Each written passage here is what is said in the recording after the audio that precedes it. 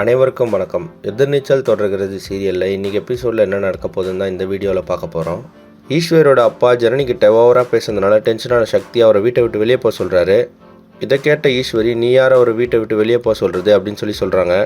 அது மட்டும் இல்லாமல் எல்லாரோட வாழ்க்கையிலையும் ஏதாவது ஒரு பிரச்சனையை கிளப்பி வருதில் உன் பொண்டாட்டி தான் காரணமாக இருக்கா, இதுக்கு மேலே ஒரு வார்த்தை பேசினா நான் சும்மா இருக்க மாட்டேன், உன் பொண்டாட்டியை கூப்பிட்டுட்டு மேலே போ அப்படின்னு சொல்லிடுறாங்க. அதுக்கப்புறமா மேலே போன சக்தி சுவாமிநாதனோட மாமா நம்பரை வாங்கிட்டு வந்திருந்தார். அந்த நம்பருக்கு கால் பண்ணுறாரு. அப்போ ஃபோனில் பேசுகிறவங்க, மாமா ஆதிகுணசேகரன் குடும்பமா, நீங்களாம் பெரிய குடும்பம், இந்த பிரச்சனையில் எங்களை இழுக்காதீங்க அப்படின்னு சொல்லிடுறாங்க. அதுக்கப்புறமா வெளியே போய் தர்ஷினியை தேடிட்டு வர கதிரும் ஞானமும் வீட்டுக்கு வராங்க.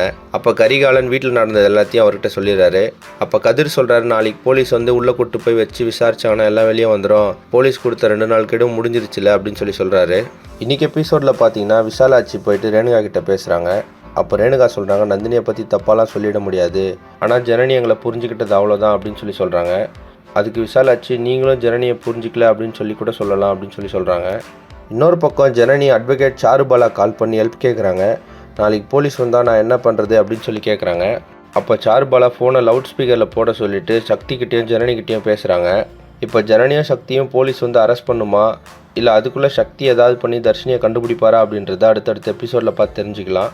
இந்த மாதிரி எதிர்நீச்சல் தொடர்கிறது சீரியல் அப்டேட்ஸ்க்கு நம்ம சேனலை சப்ஸ்கிரைப் பண்ணுங்கள், ஃப்ரெண்ட்ஸ் அண்ட் ஃபேமிலிக்கு ஷேர் பண்ணுங்கள். நன்றி.